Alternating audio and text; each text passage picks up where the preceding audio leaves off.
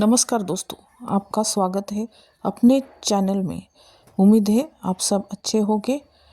आज मैं आपके सामने शेरलॉक होम्स की दुनिया की एक ऐसी कहानी ला रही हूँ, पेश कर रही हूँ, जिसे सुनकर आपके होश उड़ जाएंगे।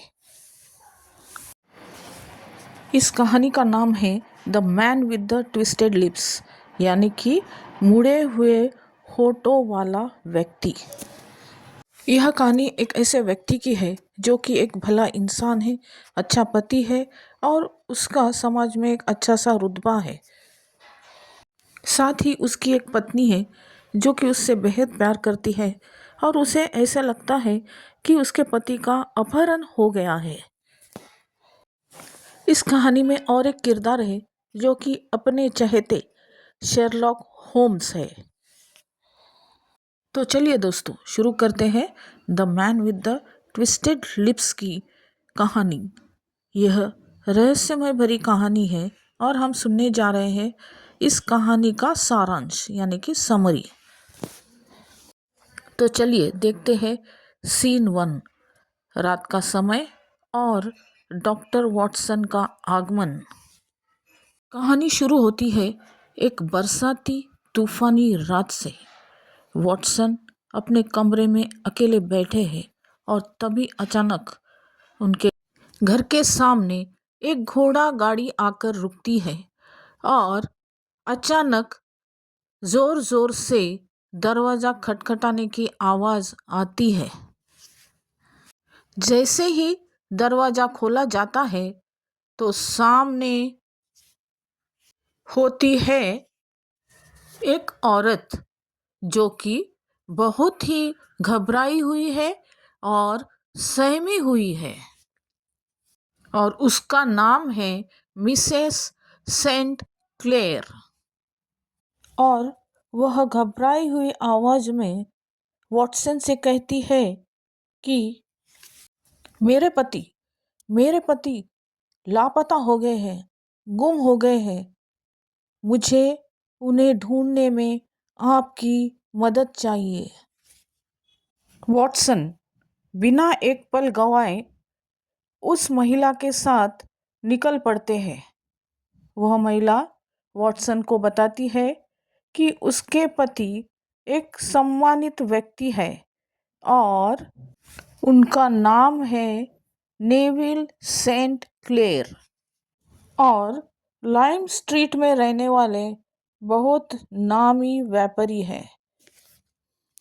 और वह आगे बताती है कि उनके पति अचानक एक दिन गायब हो गए और उसके बाद लौट के नहीं आए। वह काफ़ी घबराई हुई थी। वह आगे बताती है कि उन्हें आखिरी बार एक ऐसी बदनाम जगह में देखा गया है, ऐसी जगह जिसका नाम है ओपियम डेन, यानी कि नशे की जगह। और उस महिला ने अपने पति को खिड़की से झांकते हुए देखा था और अचानक उन्हें किसी ने खींच लिया और वह गायब हो गए। तो चलिए दोस्तों, बढ़ते हैं अभी दूसरे सीन की ओर, यानी कि पोर्टर स्ट्रीट पर ओपियम डेन की ओर बढ़ते हैं। वॉटसन और मिसेस क्लेयर इस जगह पहुंचते हैं और यह जगह बहुत ही डरावनी होती है। वहाँ पर चारों ओर बदबू, धुंध छाई हुई है। चारों ओर नशे में डूबे हुए लोग, संकरी गलियां और चारों ओर अंधेरा ही अंधेरा।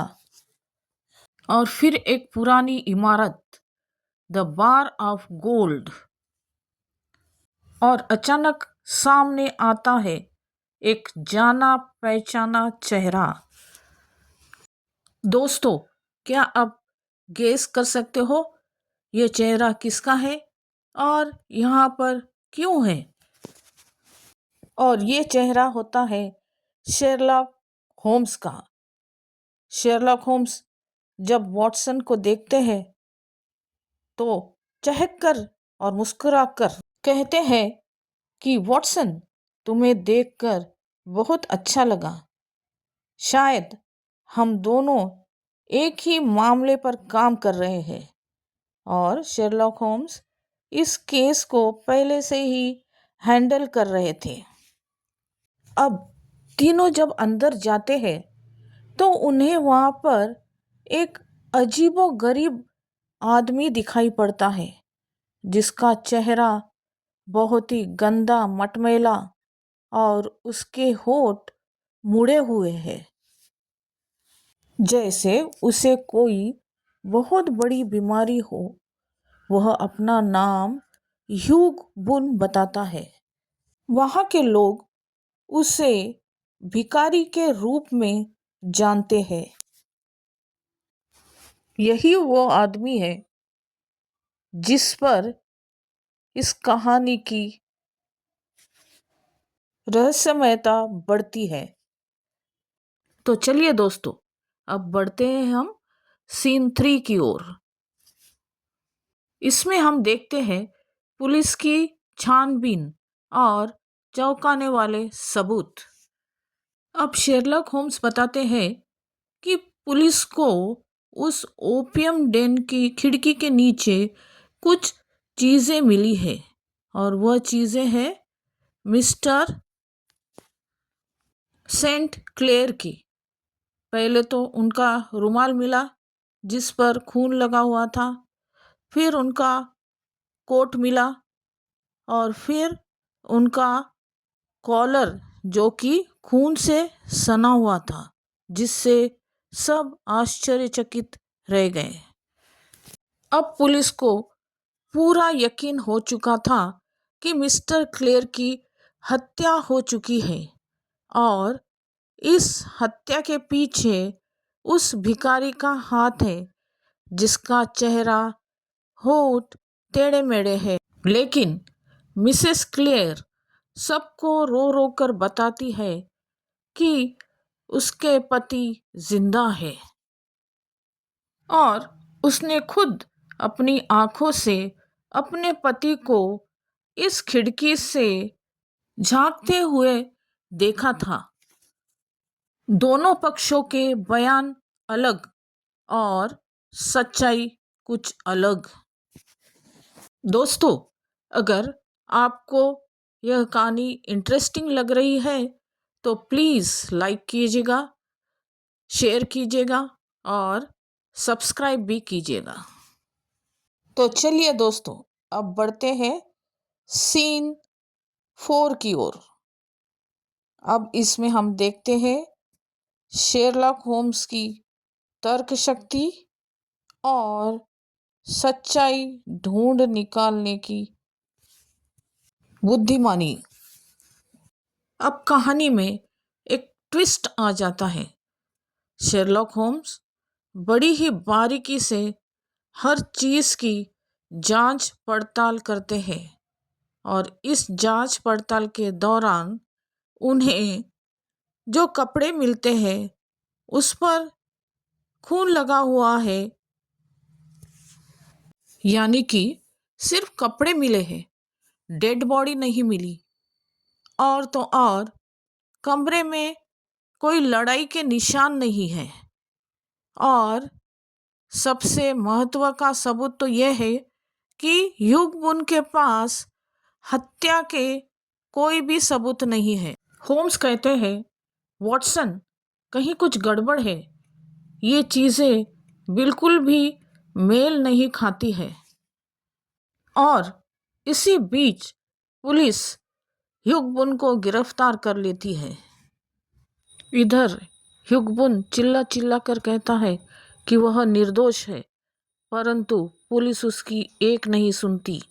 उसका गंदा चेहरा, उसके मुड़े हुए होठ, सब कुछ उसे अपराधी साबित करवाने में काफ़ी होते हैं। लेकिन शेरलॉक होम्स किसी का चेहरा देखकर फैसला नहीं करता, वह सबूतों पर भरोसा रखता है। तो दोस्तों, हम अब बढ़ते हैं सीन 5 की ओर। इस सीन में शेरलॉक होम्स को एक बहुत ही बड़ा सबूत मिलता है, एक बहुत ही बड़ा सुराग मिलता है। दूसरे दिन सुबह शेरलॉक होम्स वाटसन को अपने घर बुलाते हैं और वाटसन से कहते हैं, वाटसन, मुझे एक बात चुभ रही है। अगर हत्या हुई है तो हमें डेड बॉडी मिलनी चाहिए, परंतु हमें तो सिर्फ कपड़े ही मिले हैं और ह्यूग बुन तो एक भिखारी है, उसके पास हमें एक भी सबूत नहीं मिला है, परंतु उसके पास बहुत महंगे सिगार पाए गए हैं जो कि एक भिखारी के पास होना नामुमकिन है। वाटसन, मुझे तो यह लगता है। ऐसे कहकर शेरलॉक होम्स चुप हो गए और फिर उन्होंने बात आगे बढ़ाई और वाटसन से कहा कि मुझे तो लगता है ह्यूग बुन ही वह व्यक्ति है जिसे हम ढूंढ रहे हैं। अक्सर जैसे दिखता है वैसे नहीं होता है। यह सुनकर वाटसन बहुत ही आश्चर्यचकित हो गए। दोस्तों, हम बढ़ते हैं अभी सीन 6 की ओर और इसमें हम देखते हैं कि एक बहुत ही बड़ा खुलासा होता है। शेरलॉक होम्स पुलिस से रिक्वेस्ट करते हैं कि ह्यूग बुन को नहलाया जाए, उसका चेहरा साफ किया जाए। जब ह्यूग बुन का चेहरा साफ किया जाता है, रंग रोगन हटाया जाता है, तो मुड़े हुए होठ सीधे हो जाते हैं, खराब दाढ़ी निकल जाती है और चेहरा एकदम से बदल जाता है। सब लोग आश्चर्य करने लगते हैं और ये चेहरा होता है नेविल सेंट क्लेयर का। वही सम्मानित आदमी, वही अच्छा पति जो कि एक धनी परिवार का हिस्सा था और जो एक दोहरी जिंदगी जी रहा था।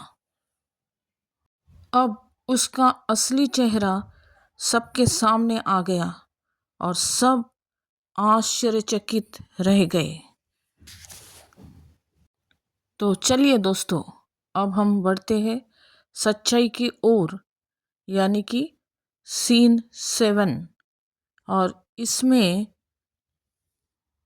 नेविल सेंट क्लेयर अपनी सच्चाई बयां करता है। वह बताता है कि वो जो भी कमाता था उससे उसके खर्चे पूरे नहीं होते थे, उसे और पैसों की ज़रूरत पड़ती थी। तो एक दिन जब वह इस एरिया से गुजर रहा था तो उसने देखा कि कुछ लोग भिखारी बनकर बहुत पैसा कमा लेते थे। तो उसने यह प्रयोग खुद पे किया और उसने अपना चेहरा बदला, होठों को टेढ़ा किया, चेहरा गंदा कर लिया, मटमैला कर लिया और एक भिखारी बनकर वहाँ बैठ गया। और उस दिन उसे बहुत सारा पैसा मिला। इससे वह खुश हो गया और वो रोज़ वहाँ पर भिखारी बनकर बैठने लग गया और पैसा कमाने लगा।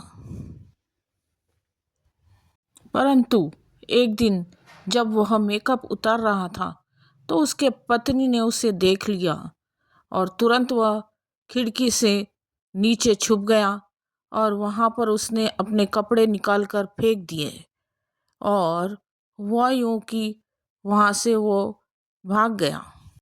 और उसके पत्नी के जाने के बाद वह लौटा और फिर से मेकअप कर कर वहाँ बैठने लग गया। किसी ने उसकी हत्या नहीं की थी, वह जिंदा था और सुरक्षित था। दोस्तों, तो चलिए हम पहुँचते हैं आखिरी सीन में, यानी कि सीन 8, और उसमें हम सीखते हैं शेरलॉक होम्स से। शेरलॉक होम्स कहते हैं कि कभी कभी सच्चाई झूठ लगने लगती है और झूठ सच लगने लगता है। इंसान अपनी लालच की वजह से अपना वजूद खो बैठता है, परंतु इसे सुधारा जा सकता है। और नेविल अपने पत्नी से वादा करता है कि वह दोहरी जिंदगी छोड़ देगा, और उसकी पत्नी नेविल को पाकर खुश हो जाती है। शेरलॉक होम्स कहता है कि झूठ चाहे जितना भी गहरा हो, परंतु निरीक्षण, धैर्य और खोज से हम झूठ को हरा सकते हैं और सच्चाई तक पहुंच सकते हैं। शेरलॉक होम्स और वाटसन घर वापस आ जाते हैं। उन्होंने अब एक केस सॉल्व किया, लेकिन उन्हें यह केस इतना विचित्र लगने लगा था कि उन्हें खुद ही आश्चर्य होने लगा था। तो दोस्तों, यह थी शेरलॉक होम्स की सबको आश्चर्य कर देने वाली कहानी, the man with the twisted lips. अगर आपको यह कहानी पसंद आई होगी तो इस चैनल को लाइक कीजिएगा, शेयर कीजिएगा और प्लीज़ सब्सक्राइब करना न भूलिएगा। धन्यवाद।